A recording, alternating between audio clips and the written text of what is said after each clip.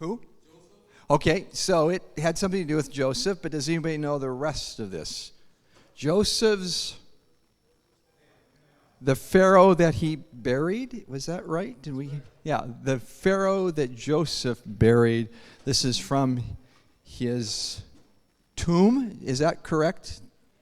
Okay. Pyramid, that's what I wanted, but I wanted to make for sure because I know, yeah, tomb inside of that, but from the pyramid, okay? That's pretty cool, isn't it? So I'm just really grateful that we got to see this. A couple of quick housekeeping items here. We're working on a couple of technical things up front here, trying to make things work for our recording as well. So for those of you, this is your first time tonight, just a couple of orientation things. First of all, I realize I met a lot of you last night, and I was wearing a name tag, but many of you I didn't get to meet, and it's like, who's that guy up there talking? My name is Ron. My last name is Schultz, and it's my privilege to be the host here for this series. I have known Tony for many years and had the privilege when we moved here to begin to think about bringing Tony. I serve also as the pastor for this congregation and a sister congregation over on Pole Road, the Open Door Fellowship. So it's just a delight to have you here tonight. Restrooms. There are 2 locations for the restrooms. We want to invite you to stay for the reception, and if you go out the doors to the right, we have cookies and juice. There are restrooms at the far end beyond the next room, which is we call the fellowship hall, and there are restrooms down at that end. But there are restrooms right out this door here, right there, or you can go out and around. So just want to alert you to those as well this evening. And how many of you know that we're giving away something tonight? Did anybody come back hoping? Okay, all right.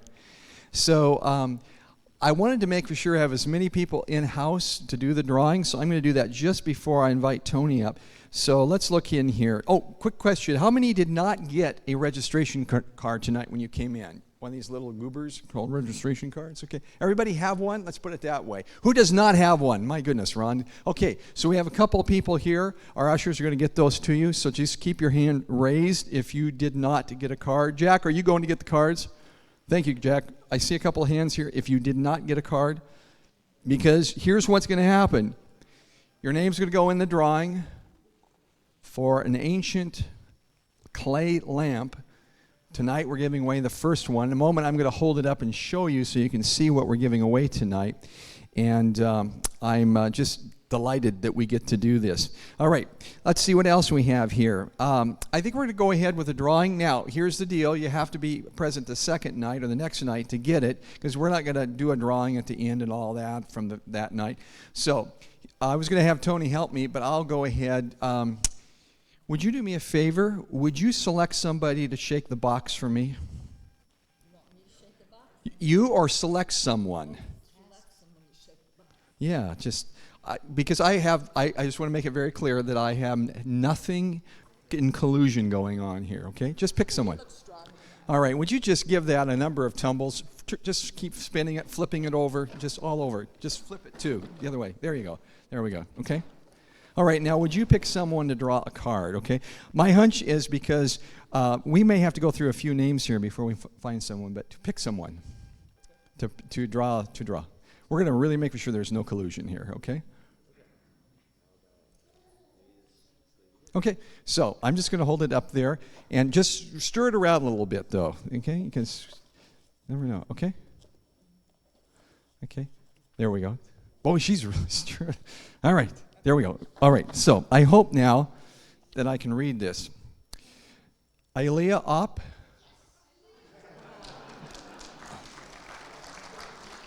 You raised your hand earlier, didn't you? When I said how many you were hoping, your hand went up, didn't it? Wow, so let's go ahead and, Tony, would you open that up and just talk a little bit about this? That's amazing. Okay. So, by the way, did I pronounce your name right? Ailea Op. Ailea Op. Oh, you're going to show me your card. Just make for sure that's good. All right. Oh, good. So tell us a little bit about this. Well, this is an early, late Roman lamp, I should say. We'd probably say 3rd, 4th, 5th century AD right there.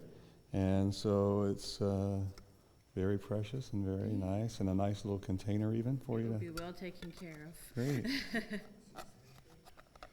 Excellent. Thank you. Thank you. All right. Thank you. Go ahead. All right. Wow, the first time. That's so cool. I was really expecting that we might have to go through several names. So, Tony, I got a couple questions for you tonight. Let's go back up here where people can see a little bit better. And I love to, you know what I'd love to do when I retire? My other day job or something is I would love to interview people. I just find people to be totally fascinating. So, by the way, if you've got a good question for Tony, slip it to me, okay? And I'll put that in the potential list of questions. So, Tony, besides the Bible lands, where else have you traveled? We know that you travel a lot in the Middle East, but have you traveled other places in the world? Why? Why? You know, most of my travels. My wife is from the islands of Honduras, so we're down that way. Driven down to Honduras before from Massachusetts.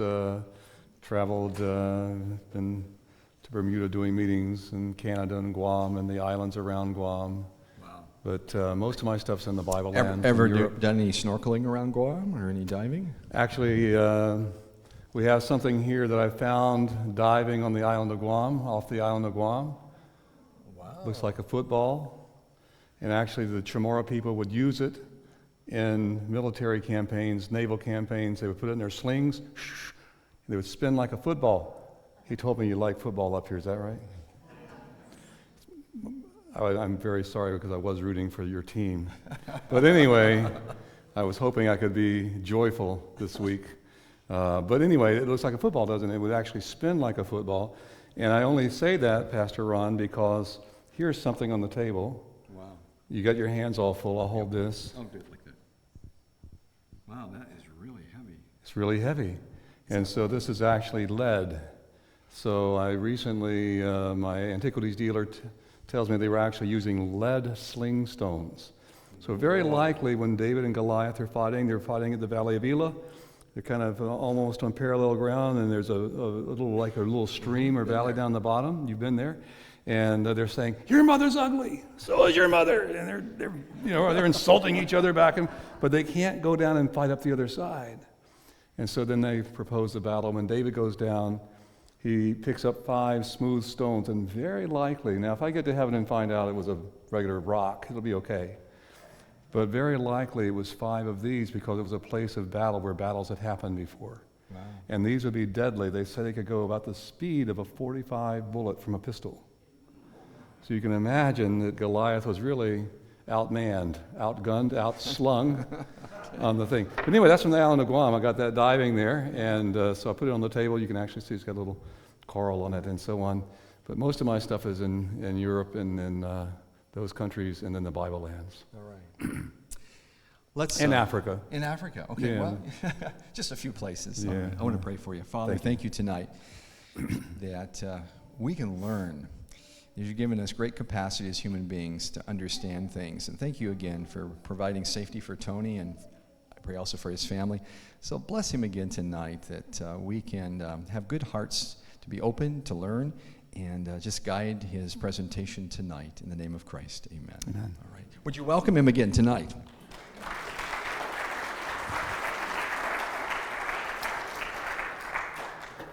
Well, thank you for having me, Pastor Ron, and the church here, the Adventist Church, for inviting me to bring me up and let me share with you this week on archaeology in the Bible. It's a real passion of mine, if you haven't picked that up. We do have some new things on the table. We've got a beautiful Roman glass here with a nice handle on it. So every night we'll put up new things on the table.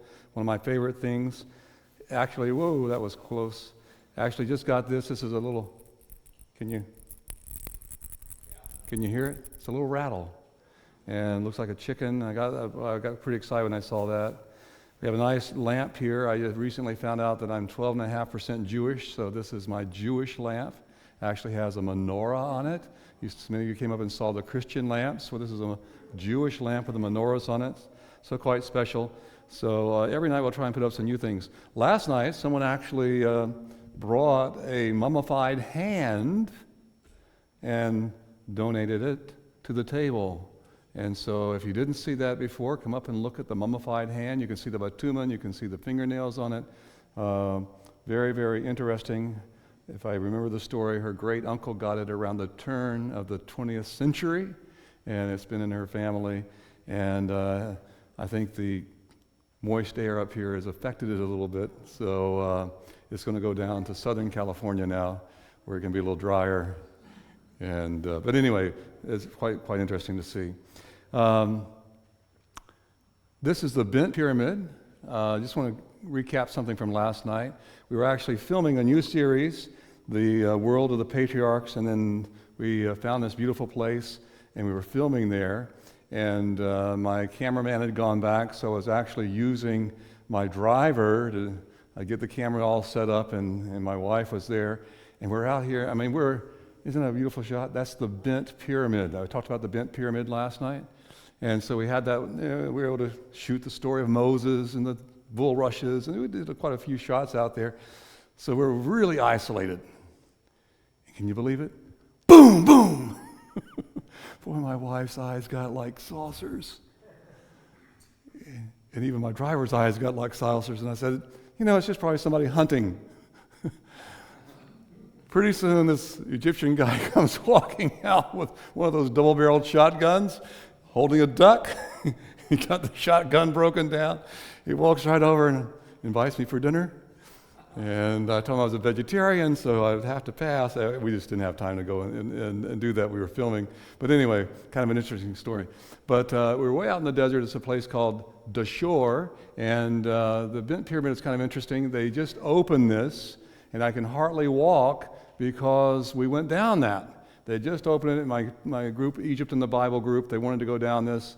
It's like 240 steps down, and it's very steep, as you can see. And then when you get down there, you got to crawl on your belly about as wide as this room here. And then you get into this room. And I wanted to show you this because last night, remember I showed you those sycamore logs that I said they were using? These are sycamore logs that were put there over 4,500 years ago. And they're still there. Isn't that pretty cool? You can actually see the bats all up in there as well. But we had a guy who got so exhausted that he couldn't get out. So I had 2 hours squatting down trying to get him out of that tunnel, and I popped the burr sack behind my knee, got a baker's cyst, so I can hardly walk. So when you see me stumbling around, that's my story. I'm sticking with it. Anyway, he then perfected the pyramid. He got the angle wrong, and then he built this pyramid right next to it. That's the first real pyramid, and it's called the Red Pyramid of Snefru. And I wanted to tell you one more little story. I was looking for the picture because I forgot to put it in this afternoon. Because we talked about Senusret II.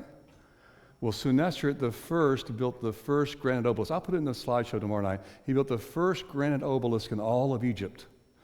And it's in a place called Heliopolis, or Heliopolis. And I thought it was like that one we saw in Paris last night. So last year, before our Egypt in the Bible tour in 2018, I went and we were doing some filming, and so I want to go see that, get a picture of that pyramid. I thought we'd set up our cameras and have the traffic going around it. Guess what? It's in an old place at the Temple of On. You're not too excited about that? The Temple of On, does that mean anything? In Heliopolis or Heliopolis? Joseph married the daughter of the high priest of the Temple of On in Heliopolis. Joseph walked around those grounds. It wasn't a roundabout. It was actually the oldest part of town in the city dump because it was the oldest part of town. And they were building sewers, and they ran across this temple, and they found the obelisk and all of that. And anyway, pretty exciting because we know Joseph walked around that. But tonight we're going to go here. How many of you have been to Petra? All right. So we're going to go to Petra. And before I get into that, though, I want to tell you the name of our presentation is Fabulous Tales, the Tell Tells. This is not Petra. This is actually Philippi or Philippi in Greece. And there's a book. The book of Philippians is written to the church that was here in this town. A pretty cool lady there, and by the name of Lydia was living there. And those are some kind of a public storage area. So there's a great big grain jars. Probably they were holding grain or olive oil or olives, different things like that in the storehouse. Petra, the rose-red city half as old as time. These words were immortalized by Dean Burgin in his prize poem of 1845. Few sights have captured our imagination or excited our sense of wonder as much as the ancient Nabatean city carved out of stone in the desert of southwestern Jordan. It's a fabulous place, and from the first time I heard about it, I had a deep desire to visit the ruins purported to be the most spectacular on earth. Now let me just pause and say, Pastor Ron, people ask me what's the most beautiful thing I've seen in the world, and I have to say the most beautiful man-made thing has to be the ruins of Petra. And it is spectacular. Now, because of its location in the midst of the desert, it was called rock, which is a Sela, which is a Semitic word meaning rock. And later on, it got the Greek name Petra, which means the same. And so my first trip was in 1986, and I went down the desert highway and was amazed to see these cars bound for Kuwait from the country's port at Aqaba. It looked like they might blow over on the road, and in those days, the road's getting quite a bit better now, but the caravans of tractor trailers had just kind of carved out the road because it's so hot there. In those days, I didn't have any better sense than to go in August, so I don't go in August anymore. We go in March or April and try and avoid the other times. And so you can almost think they might tip over, and occasionally you see more interesting cargo. Well, I prefer to take the King's Highway today. The King's Highway will actually take you about 8 to 10 hours, not 3 hours like the Desert Highway. But the King's Highway is so cool because in Numbers chapter 20, verse 17, it says, "Please let us pass through your country. We will not go through any field or vineyard or drink water from any well. We will travel along the King's Highway and not turn to the right or to the left until we pass through your territory." This is called the Grand Canyon of Jordan. It's the Wadi Arnon. And you might read in your Bibles, when they're coming up, the children of Israel, they come to the Arnon Gorge. And they can't, you look at that, and you can't really see it here, but that's a little road going down, and it's a little tiny road, and you think, wow, that's the easy way? But they had to go around the hard way because the water sources were here. So it's called the King's Highway because it was maintained by 4 kings, and there's an acronym, GAME, that helps you remember. Gilead in the north, Ammon in the middle, Moab, and then Edom in the south. And these 4 kings maintained this highway so that you could sail up from Aqaba and you could send your stuff up to Damascus and so on. So it was one of the 2 great roads of antiquity. Well, back in 1986, our first stop was here at Ain Musa. And in those days, there were not many options. There was basically this hotelier, and the guy said, "Can you please come and check out a room?" And so we went and checked out the room, and my wife said, "I don't care how much it costs, we're not staying here." Because it had a Turkish toilet, and the shower was directly above it. You know what a Turkish toilet is? It's just a hole with some, it's kind of a little porcelain hole for your feet and a hole down the bottom, and then you stand there and you take a shower in the toilet. She said, "I can't stay here." And so we went away somewhere else. Well, the Bible says that the Edomites refused to allow Moses to go around, so yet they call this Ain Musa, or the Wadi Musa that comes from there, but don't really believe Moses came through that part. He had to go around the territory. And that led to this animosity between the children of Jacob and the children of Esau. Nonetheless, the spring and the wadi are named after the prophet. So that was our little guest house. I did stop there a couple of years ago and told the guy that story, and he remembered it from 1986 and what it used to be like. So in those days, we went to the government rest house. That was the only other place. I do try and use the government rest house today because it's operated by Crown Plaza, Holiday Inn Crown Plaza, and pretty nice, and it's inside the site. But in those days, you could actually stay in some of the old tombs and homes that were carved into the rock. And today, there are hundreds of options. It's one of the most visited places on earth today. A lot of tour ships, actually, that come by. Well, we were up before sunrise back in 1986 because we wanted to go out there. Can you see it on the hill? It's called Mount Hor, and this is where the traditional tomb of Aaron is. Can you see the little tomb there on the top? As the picture zooms in, you can see the little white building. And so we wanted to get out there. You can see it's reaching over 3,500 foot above the foothills around it, and it was very exciting to go. We were up before sunrise. I talked my wife into hiking out, and so we went out. In the distance, you can see this beautiful mound of rock is called el Biri, the mother of cisterns, and there are hundreds of cisterns up on the top where they could collect their rainwater, they could have their food, and this is where the Edomites lived. And so it was almost a perfect environment, also called Mount Seir. Mount Seir, a very favorable location, and yet the Bible said this about Mount Seir. It actually says, "You who live in the clefts of the rocks, who occupy the heights of the hill, though you build your nest as high as the eagles, from there I will bring you down, declares the Lord." And so the Lord said that they would fall from that place, even though they had this impregnable fortress with water and food. And it's amazing that they have had the fall and disappeared, the Edomites. Well, the view was splendid, but we had not come to see the view, but to see the ruins, and so I convinced my wife not to go back into the beginning of the trail and take the horses like a lot of people do, but to instead scale the 300-foot cliff down to the wadi below. And so my wife was game. We deposited a lot of blood and skin as we went down and only got our juices going for this excitement of being in there. Now, entrance into the city is obtained by a few narrow rock gorges called wadis. A wadi is a dry stream bed that water only runs when the rains come. So over the millenniums, the flash floods have carved these gorges through the sandstone mountains. Isn't it beautiful? And it doesn't rain for months on end during the dry summer months, but it rains about 12 inches in the winter. This spring, I had a group up on top of the monastery, about 1,000 stairs to go up, and we actually got caught in a flash flood coming down. I'll show you a piece of video in a few minutes. And it was quite exciting. My wife was just panicking because all the locals were running down. And I'm saying, "Helen, I'm not running down because it's going to be deeper down there than it is up here." "Well, they're all leaving. We got to go."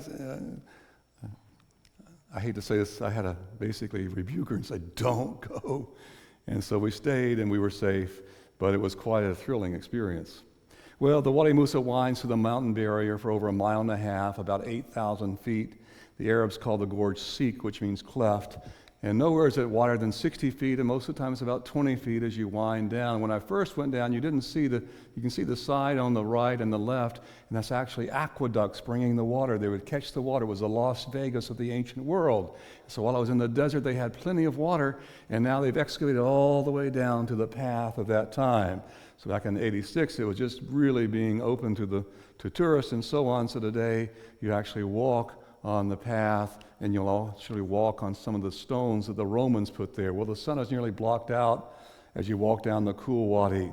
And it can be seen how that a city hidden in the mountain like this and only accessed by basically 2 routes, that a few hundred soldiers could keep thousands of soldiers at bay, because they found out a long time ago it's easier to throw rocks down than it is to throw rocks up.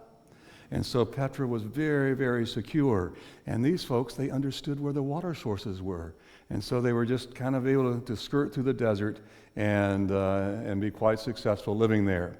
Well, after many twists and turns, you come to the end of the gorge, the Seek. I know of nothing to equal the first sight of this that's coming up on the screen. That first moment of seeing the brilliant sunshine upon the rose-red rock is breathtaking. It's about 9 feet wide here at the edge, and then it opens up, and you see this incredible building carved into the living rock. You see the Corinthian capitals. They're about 90 feet high, 2-story building. It is just spectacular as you get there and see it for the very first time.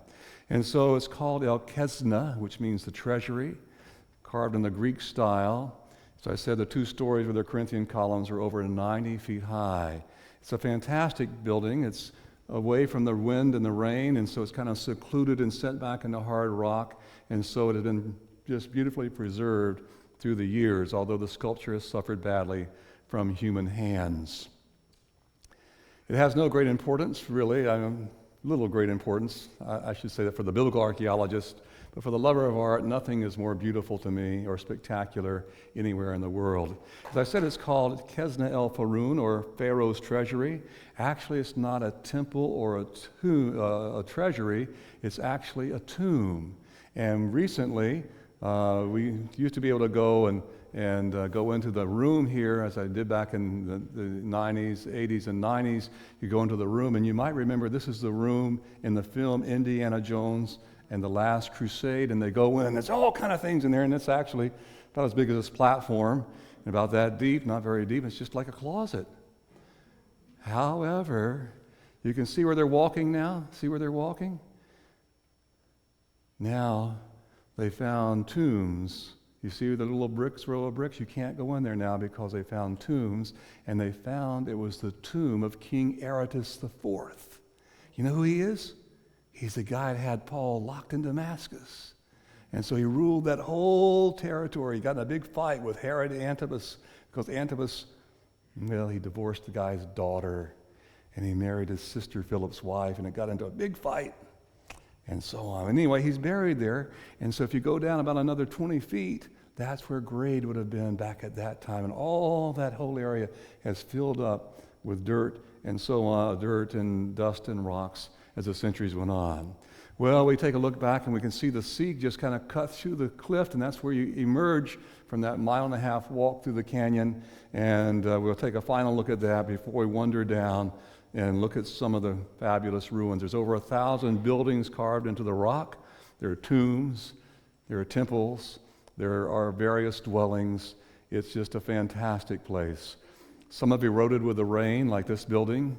And you can see it was more exposed, a different kind of rock, and so it hasn't held up very well, but still quite spectacular to see, isn't it? Others are preserved in very good condition because they're more secluded, or the rock's a little better. You can see how the ground has actually rose in some areas because of earthquakes. And this is the urn tomb, very imposing.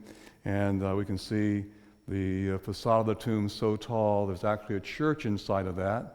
And there's a Corinthian tomb, very similar in style to the treasury, but just almost eroded away because it was a poorer quality of rock and more exposed to the weather.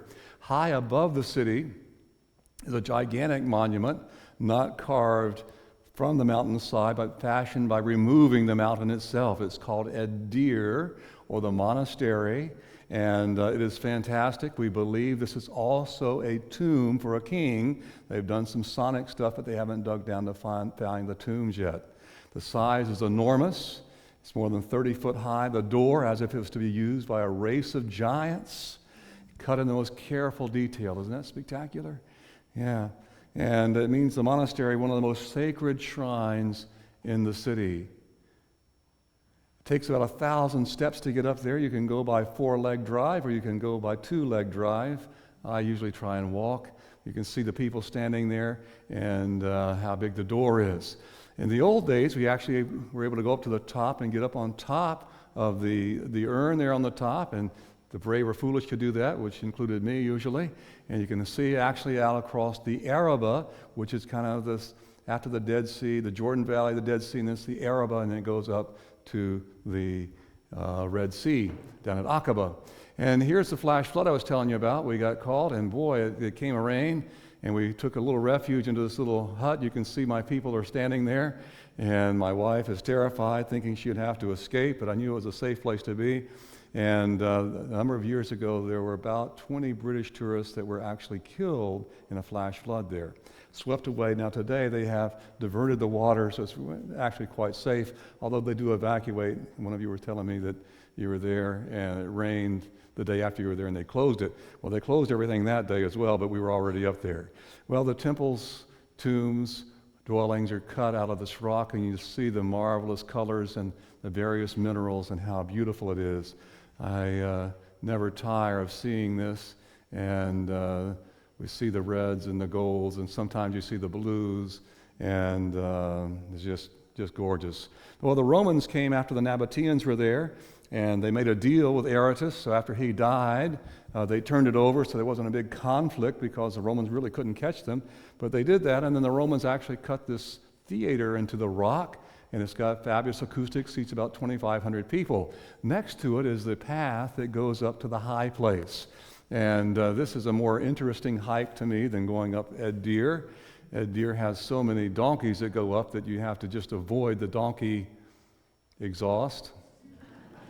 This deposits along the way, so it smells. This is actually a gorgeous hike to go up. And you go up to the high place. And here you can see the altar in the high place. You can see how that the blood would actually drain down through that. Some people believe that even humans were sacrificed here as well as animals. Petra was a fabulous place. It was well protected, well watered, and yet it was deserted and forgotten for over 1,000 years. It was known only as kind of a legendary city. People wondered, was it real? Did it really exist? Or was it like Atlantis and just kind of a story? They didn't know. Whether the stories told by the Greeks and the Romans were true, how much had to be discarded as fantasy, they didn't know until a young Swiss explorer rediscovered it in 1812. His name was John Louis Burckhardt, or Ludwig Burckhardt. And he was exploring. He learned Arabic, and some people think he might have even adopted Islam. He certainly was familiar with it all. And he travels from Damascus down to Cairo. Very tough undertaking in the early 19th century. He dressed himself as an Arab, and he's going down. As he starts proceeding through Jordan, he begins to hear tales about this extraordinary place in the desert. This is from his diary. He says, the road from Shobak to Aqaba, which is tolerably good, lies to the east of the Wadi Musa, and to have quitted it out of mere curiosity to see the Wadi would have looked suspicious in the eyes of the Arabs. I therefore pretended to have made a vow to have slaughtered a goat in honor of Aaron, whose tomb I knew was situated at the extremity of the valley. And by this strategy, I thought that I should have the means of seeing the valley on the way to the tomb. To this my guide had nothing to oppose. The dread of drawing on himself resistance, the dread of drawing on himself by resistance, the wrath of Aaron completely silenced him. What a thrilling diary. Well, he reached Ain Musa that we looked at, the spring of Moses, and he was pressed to make his sacrifice there because you could see Aaron's tomb in the distance. We said, no, I got to go in. So he gets a guide, and he gets a guide to help him go in, and they get the water, and they get a goat, and they start heading in. And as he goes in, here it is, the first Westerner in over 1,000 years. And he sees these buildings. Now, in those days, the dirt was about halfway up that door, by the way, the debris. And he goes over and he gets a plan of the treasury and the urn tomb. And whenever you get a plan of the Roman temple, his guide said, "You're just a treasure hunter," and got his rifle up and he said, "Okay." He doesn't make any more notes, and he goes on to sunset, and then he sacrifices his goat, and then returns to the village in the dark and sees no more of the ruins. But this is what he writes in his diary. It appears very probable that the ruins of Wadi Musa are those of ancient Petra. And it is remarkable that Eusebius says that the tomb of Aaron was shown near Petra. Isn't that exciting? Wow. He discovers it, first Westerner for 1,000 years. So the question is, how could such a fantastic city as this be lost for over 1,000 years? Now, as I said, originally this was settled by Edom. Remember, Edom is the name Esau. Edom means red, and it's Esau. And so maybe he's got red hair, or maybe it's red lentils that he sells his birthright for, but they're called the children of Edom. And you can see their territory, and it's quite big as we get close to the time of Jesus. And it's quite big and large there. You can see Petra right in the middle of it. You see the King's Highway. He was actually monitoring all that area. But then they were overrun by the Arab Nabateans. They were descendants of Ishmael, and so they were replaced. And so they had to kind of retreat across from Petra, and the Nabateans are there. Now, Herod the Great, by the way, is an Edomite. And his father is kind of over there toward Beersheba, more that way on the spice route, and he has the territory that's taking the spices across to Gaza to ship them out, and that's where Herod the Great's father makes his money. So that's what's going on. They're actually doing their shipping, and they're shipping by camels. So the camels would take this, and Petra became a rich place. At first, they were raiding caravans coming through. Then they got a better idea. Why should we raid them? Why don't we charge a toll for going through our land? And so it became a fabulous place. Now, any idea how many camels would be in a caravan? Oh, sorry. 3? 3 or more, okay. No, more than that. 50? No, more than that. More than that. 1,000. And often they'd have 5 to 10 caravans hooked together for safety. Now just imagine you have one caravan come in with 1,000 camels. How many filling stations do you have to service 1,000 camels? And they can basically carry their weight, so they're carrying a couple thousand pounds of trade. Can you imagine? They become so wealthy. And they're not bringing the camels in, what we saw a moment ago. They got little Petra where they service all the camels and they feed them and they water them and they take care of the... But the owners of the caravans, the leaders, they would come in, and as you go down through Petras, many of you've been there, you know what I'm talking about. You go down and they would pay tribute to their various gods as you go down for a safe journey. So what were they doing? Well, there's some frankincense. They were taking that frankincense from the gums of trees down in Yemen and down in southern Arabia, and this was more valuable than gold at that time, right? And so they were making it a very, very wealthy city as they would come through. And so this is why they could build all those fabulous temples and tombs that we have seen. And so when you go down, if you go to Petra and you're not with me, be sure and go over into this little shop as you're going down in there. You can see the myrrh, you can smell it. Can't smell the frankincense because you have to burn it, like you have to kind of burn it on coal to be able to get the smell to be released. Well, what happened is the sea lanes opened up around Africa, so you didn't need to go, and my little things are not going to work, but you can kind of see they used to come up from where it says Indian Ocean, they go up through the Red Sea, and then they go up to that little arm to the right, that's the Gulf of Aqaba. The one to the left is the Gulf of Suez, and you can kind of see the Nile River going up. And so they go up, and then they go up the King's Highway to the Spice Route, and they'd go to Gaza and ship it out that way, or they could go further up and go to Damascus and on to Persia or to Anatolia.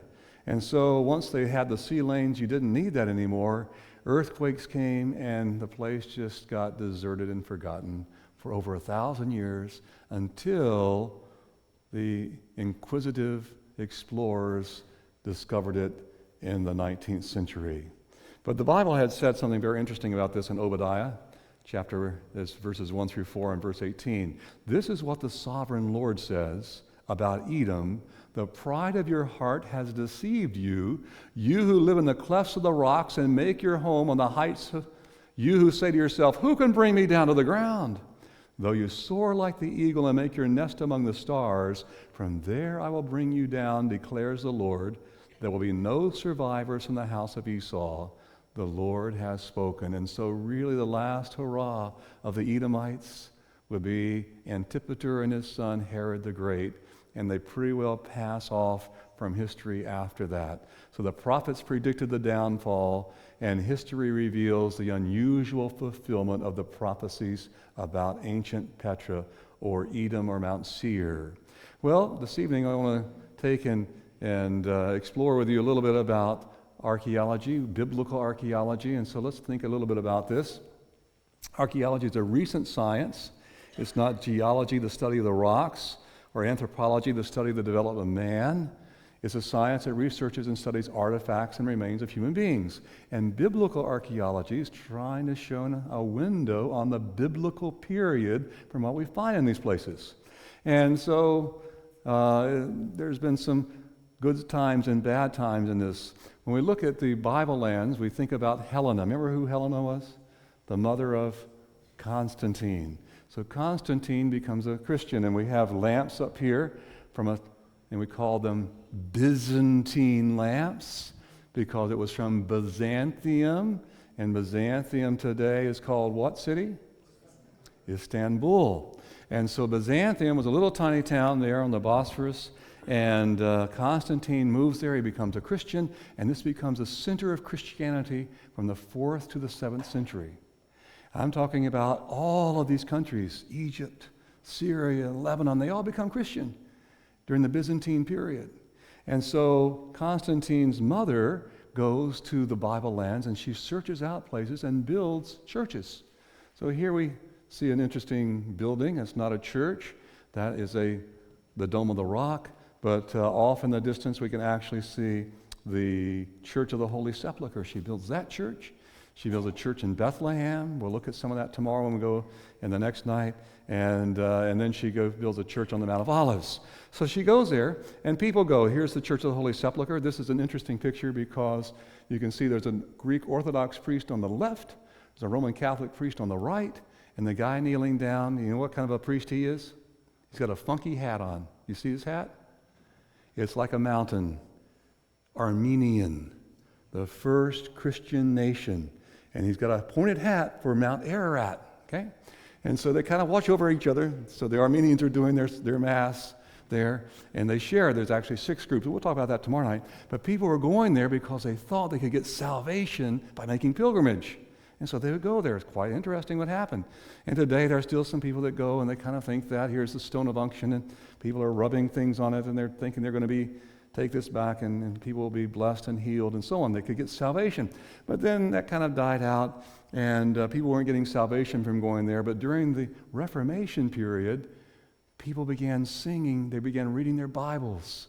They're reading about the Jordan River. And I wonder what that's like. We're reading about the Sea of Galilee. My wife loves some of those songs, the Blue Sea of Galilee. Things, a big old place, and it's like 13 miles long and 7 miles wide at the widest point. Really small. It's not a sea at all. It's just a lake, right? But they begin wondering about that. They're reading their Bibles, singing. They begin to go over and they get a curious, little cursory idea of what the land is like. This, by the way, is the Kidron Valley, and an interesting little monument down there called the Tomb of Absalom. Not his tomb, but anyway, that's what they call it. And they began wondering about the sea of the Jordan River, how deep and wide it is. By the way, it used to flood up to 13 miles. But today it's just a little stream because no fresh water leaves the Sea of Galilee and goes into the Jordan River. It's diverted for human uses, irrigation and drinking water. And there we see the Sea of Galilee. And we see banana trees. It's 700 feet below sea level. That's a whole different story. So anyway, they go finding that. During the Renaissance, they're interested in going and finding museum pieces for the museums of Europe. And so they're going and really tearing up tombs and different things like that, trying to get things for their museums. But then Napoleon, as we talked about last night, invaded Egypt, and all of a sudden, they discover the Rosetta Stone. And there's this huge interest in this part of the world. Scholars have been going, and now they can read the hieroglyphs, and they're just fascinated with this. Edward Robinson in 1850 was standing by this spring. Now today, if you go there, you don't see this spring because they got a big building that the Norwegians or the Swedes built. That's the Spring of Jericho. And he's standing at the Spring of Jericho, and he's saying, I'm standing here at the Spring of Jericho, but I have no idea where the city was. And you see this picture? I'm standing over at the spring, and that's Jericho. It's really right across the street. He could throw a stone from where he was and hit it, but he had no idea that it was under the hill. Now, of course, they've excavated Jericho. And you know how big Jericho is? I hate to tell you this, but 6 to 10 acres. If you include everything you could possibly, it's 10 acres, but it's really about 6 acres inside. Little tiny, but it had massive walls and was quite interesting. In 1860, a tomb was excavated on the Mount of Olives. It really was destroyed because they would bury people in tombs. And we'll talk a little bit more about this as we go on, but these are called ossuaries. So in the second temple period, the Herodian period, they would actually kind of collect your bones and put them into bone boxes called ossuaries and then put them in a place in the tomb. This is right on the Mount of Olives, and you can actually look in there and see how they would bury today when you go to a beautiful church. We'll look at it tomorrow evening or the next evening, called Dominus Flavit, the Lord Wept. But that's a different story.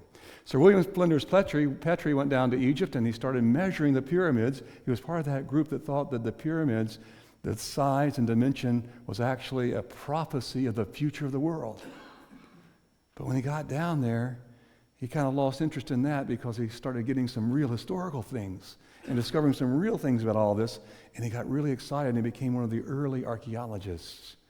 The painted pottery of classical Greece had been used for many years to date civilizations in Greece and Crete and Cyprus, and they were finding all this unpainted pottery in these places, and they began to wonder, I wonder if this unpainted pottery could also date civilizations and chronologies, right? And so in 1890, he began to dig here at Tel El Hesi. And here a stream had kind of cut across this ancient city, and it had revealed this debris. Can you see the debris? The potsherds and different things. Now on the table, I put some potsherds here. And you know what this is? This is from the ancient world. You know what that is? What does it look like? A napkin holder, right? But it's not a napkin holder. It's a handle for a pot. And when you drop the pot, it would break, and these kind of handles just stay around. Now, this is a place called Dor. It was an ancient port, and there was a hole. They'd done archaeology there, and there were hundreds of these in the dump. And so I took them. Sometimes I'll write where they picked them up. Here's another handle from the Herodian, where Herod the Great was buried.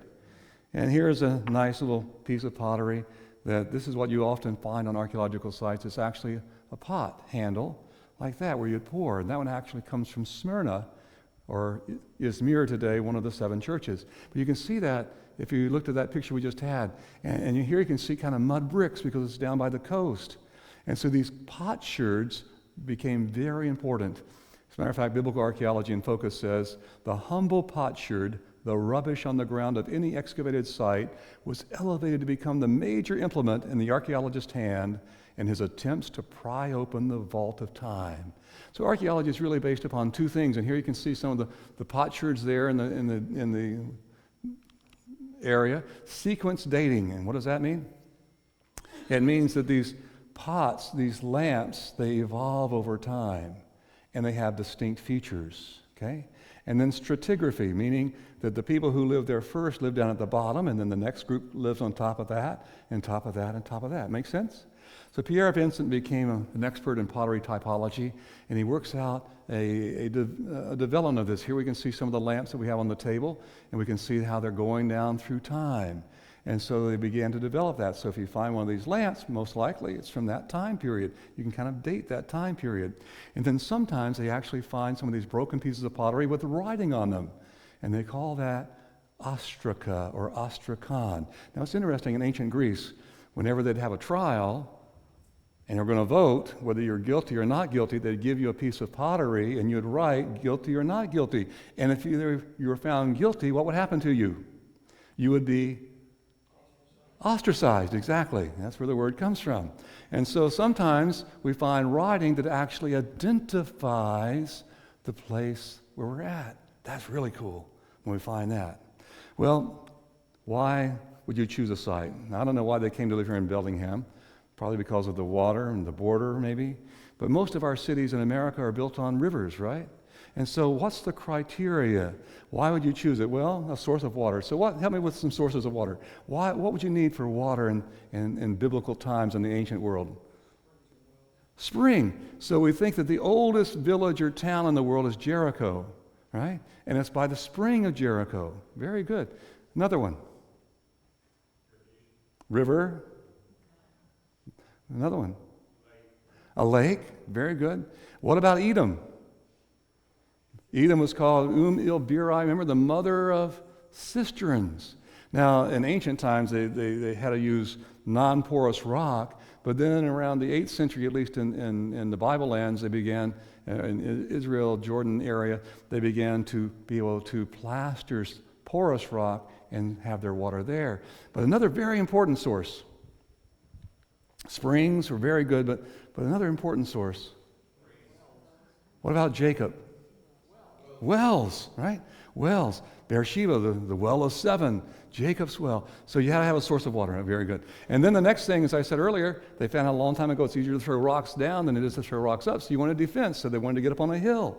And here you can actually see Bet Shan is about 90 foot high, the walls there. And then you wanted to have arable soil. You could do agriculture around it, and here you can kind of see arable soil. And many of these cities will actually have a water source that will go right down inside the city, down to the water table, so you don't have to go out in case you got some bad people that have come from Canada or some other place, and they're trying to take your city and take your wives and your kids and do bad things, right?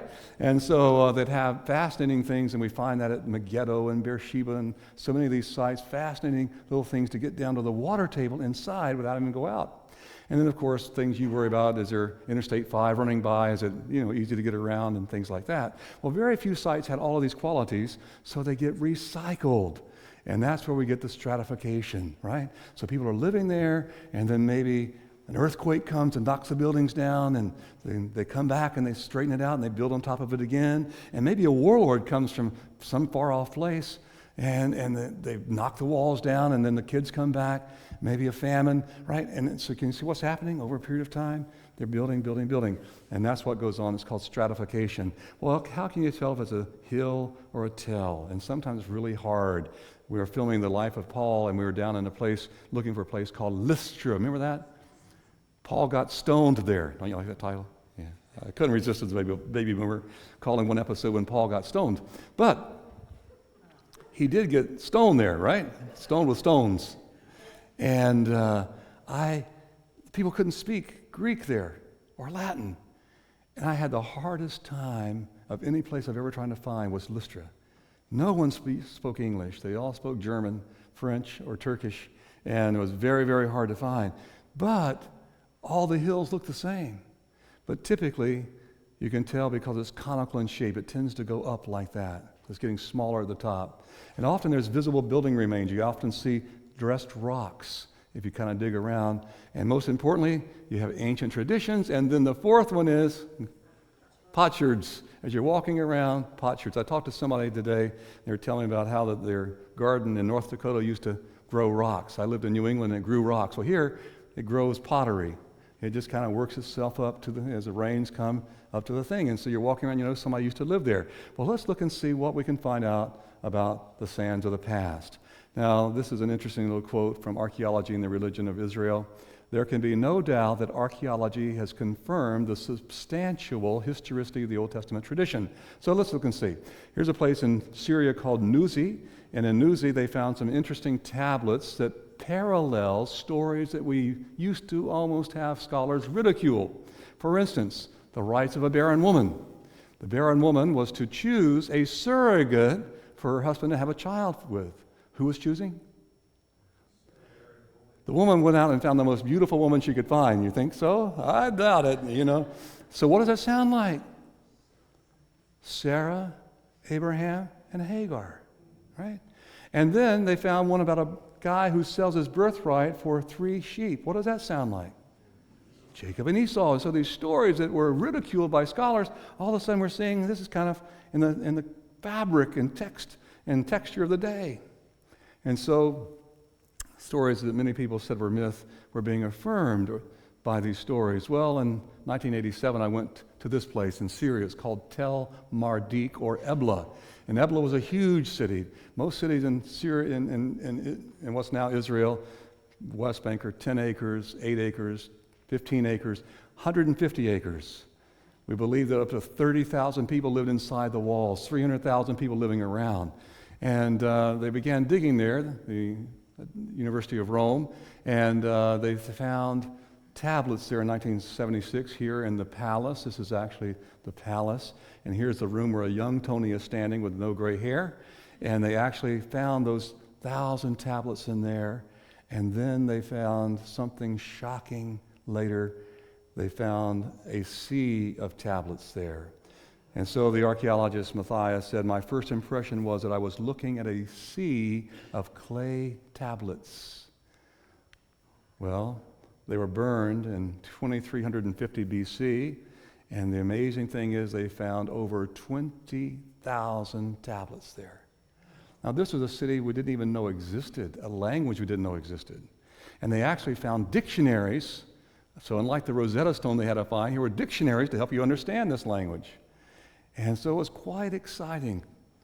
Now, there's a bit of debate on Mesopotamian chronology, so I tend to look a little bit later, but anyway, there's a bit of a debate on that. So as I said, over 300,000 people lived in the area. Now, they found trade records, and here's the interesting thing. They found trade records with cities mentioned in the Bible, Hatzor. They found trade records with Lachish. They found trade records for Megiddo and Gaza. And then they found trade records for Salem. Remember, in Genesis, it's called Salem where Melchizedek lived, not Jerusalem. It would become Jerusalem later. But in 1977, Professor Pettinato, he was the linguist on the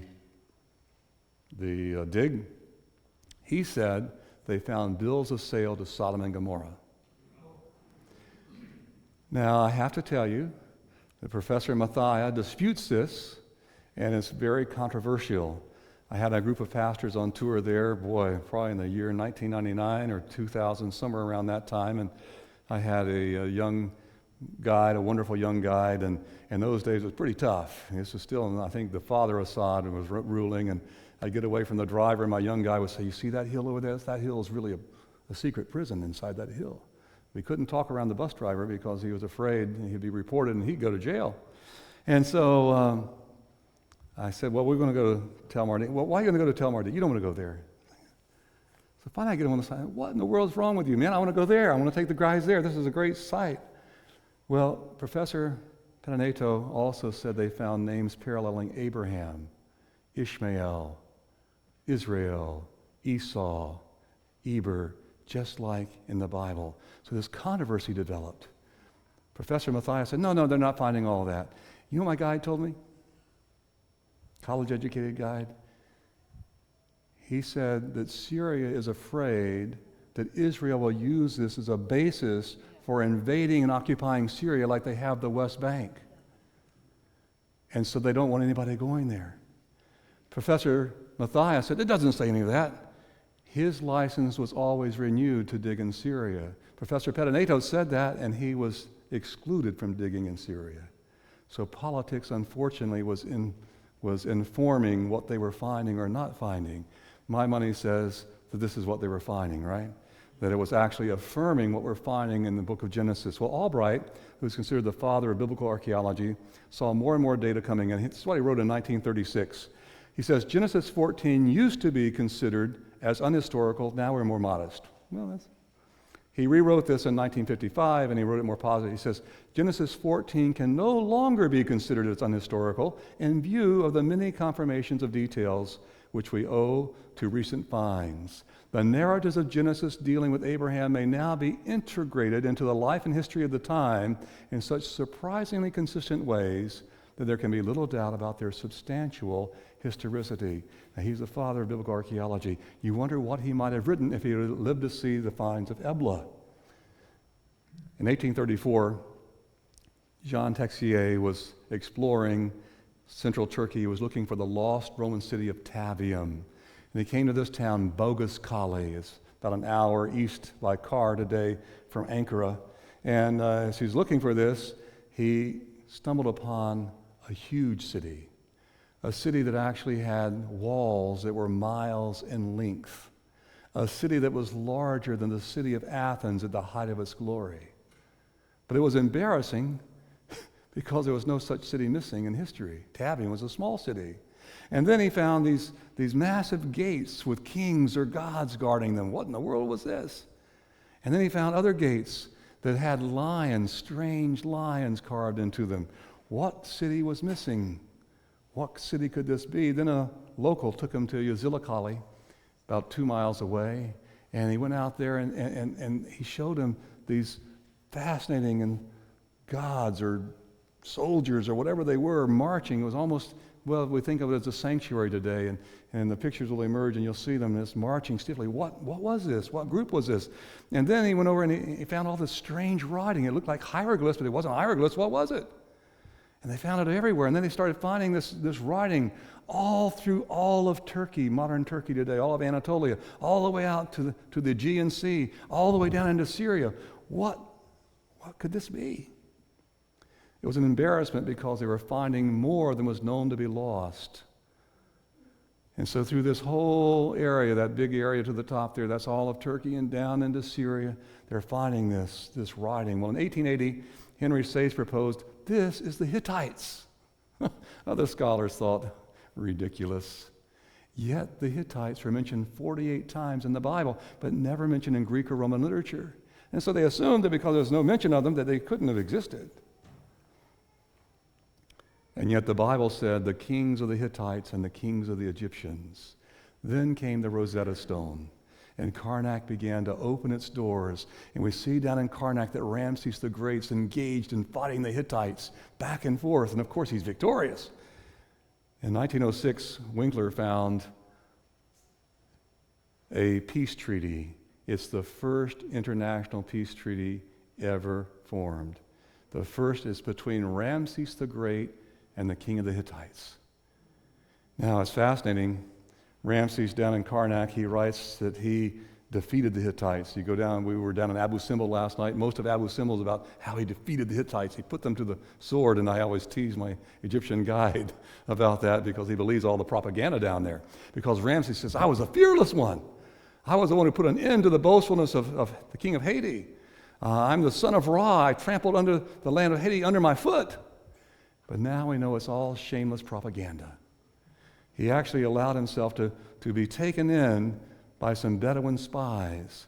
And the Bedouin spies said, Ramses, the king of the Hittites heard you were coming, and he took off and hightailed it back to his home.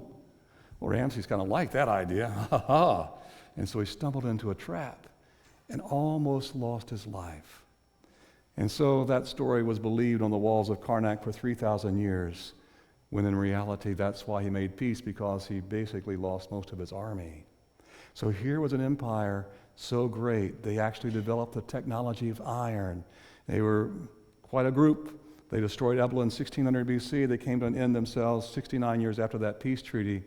And this group, the Hittites, the biblical story was affirmed. And so we see over and over how archaeologist Spade is digging open the remote past and affirming biblical stories by clay tablets, by hidden manuscripts, by stone cylinders, and by the hieroglyphs, and even the writing of the Hittites. So we can actually say that the Bible is affirmed. It can't prove the Bible, but it's affirming these stories of the Bible as a reliable document. Well, I'm going to tell you another interesting story about Babylon and Belshazzar. We read about Belshazzar in chapter 5, but did you know that in all the Greek and Roman records, there's not one reference to Belshazzar? And so people say, it's obviously a Jewish myth. And so here we see one of the beautiful glazed tiles from the Ishtar Gate of Babylon. That one happened to be in the Istanbul Archaeological Museum. And so there, not one reference to Belshazzar in the Bible. So people said, obviously a Jewish myth.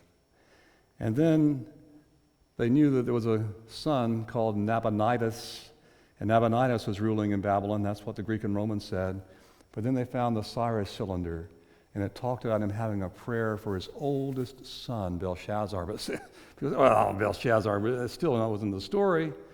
And then they had the verse account, and the Nabonidus Chronicle in 1882, and it tells us that the Nabonidus was not in Babylon when it fell to the Persians, but he was in Arabia. And then Smith did the verse account in 1924, in which it clearly said that he entrusted the kingship to Belshazzar. Now here's the thing. They are in a real dilemma, because if you say Belshazzar didn't exist, how does the author of the book of Daniel know what was going on? Get the point? Now the reason they say that Daniel didn't really exist because it's a myth is because of the prophecies of Daniel. They were so spectacular that they said, well, this can't be. So here we have R.H. Pfeiffer of Harvard University, and he writes, we shall presumably never know how our author learned that Belshazzar, mentioned only in the Babylonian records and in Daniel and in Baruch 1:1, which is based on Daniel, was functioning as king when Cyrus took Babylon. Well, I think we know, because Daniel wrote it. He lived back at that time. So here's another wonderful affirmation. Again and again, the Bible is vindicated as historically accurate.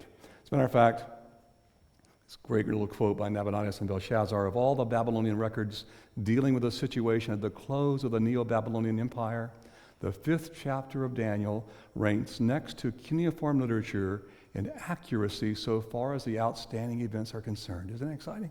Wow. So over and over, the Bible is affirmed. Well, I want you to notice what Frederick Kenyon of Yale University wrote in 1939. And remember the date? What date? 1939. How well are we provided with the manuscripts of the Hebrew Old Testament? It is generally rather a shock when one first learns that the oldest existent manuscripts are no earlier than the 9th century after Christ. Over 1,000 years separate our earliest Hebrew manuscripts from the date at which the latest of the books contained in them were originally written. It's a disquieting thought when one reflects how much a text may be corrupted or mutilated in the course of transmission by manuscript over a long period of time. Get what he's saying? From the time that Isaiah wrote his book until the earliest copy we had of Isaiah, over 1,000 years. Just think about how much has changed. 1,000 years, right? When was it written? 1939. Now remember that date because 8 years later, Muhammad Abdib and his cousin were supposedly looking for their lost goats, and they came here down by the Dead Sea, and they supposedly had some goats up there and threw their rocks up into that, and they heard the crashing pottery, and they got scared, the story goes, and they ran back home because they were afraid of evil spirits. But then, according to the story, they began to wonder, is it evil spirits or is it a pot of gold? And so they went back, and they go in, and they only find some clay jars, and they're so disappointed, and some old pieces of leather scrolls. And they were so disappointed. They took it back, and they unrolled it and went from one side of their tent to the other, didn't know what to do with it. And so here we can kind of see a little bit of a copy of it. They're at Qumran today, and so that's a copy of it. Well, they wandered around, and they went up to Bethlehem, about 8 miles across the desert, to Kando. And Kando dealt in antiquities a little bit, and shoe cobbler, and had a general store. This is his grandson, a good friend of mine, and Kando bought them. Now, the grandson tells me a fascinating story because I take people to his shop occasionally, and he has something very interesting. I'll show it to you in a moment. That's one of the 4 jars. They found 4 jars with the Dead Sea Scrolls in them. 2 are in the Israel Museum. You can't take a picture. One's in the Vatican, and one's in their shop. Okay? So, they're Aramaic Christians. And his grandfather got the scroll. Now, he tells a story that he says, you guys have cowboys. Are they men? We have shepherd boys, and they're not boys. My grandfather paid these men to look for antiquities down in the caves that he could sell out of his shop.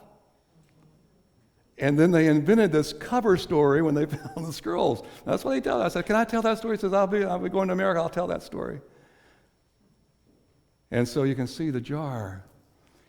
So he says, my grandfather was actually hiring them. Well, he tells a story that one of the scrolls that was brought actually was part of Daniel. And if you're a student of Daniel, you know that chapter 2 through 7 is written in Aramaic.